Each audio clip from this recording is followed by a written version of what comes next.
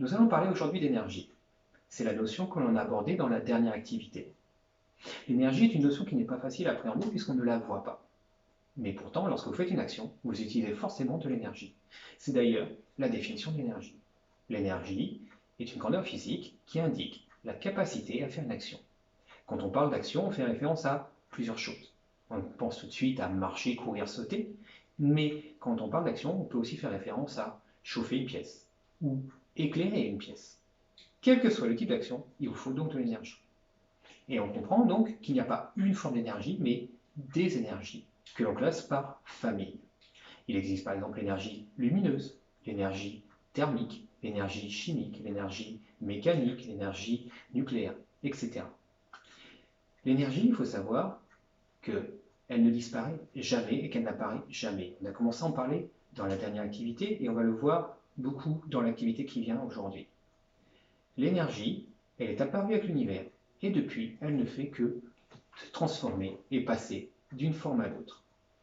Pour montrer ces transformations, on utilise les diagrammes d'énergie. Vous deviez en faire un dans la dernière activité et vous allez en faire un et même plusieurs dans l'activité qui arrive aujourd'hui. On va en faire un exemple pour que vous maîtrisiez bien ces fameux diagrammes d'énergie. Prenons un exemple tout bête. Un vélo. La personne qui est sur le vélo, donc, va utiliser de l'énergie pour pouvoir la transformer en une autre énergie. Pour pouvoir faire fonctionner le vélo, il va falloir de l'énergie musculaire. L'énergie qui va donc rentrer et de l'énergie musculaire. Cette énergie musculaire va être transformée dans un premier temps pour faire avancer le vélo. Donc, ça va être une énergie mécanique.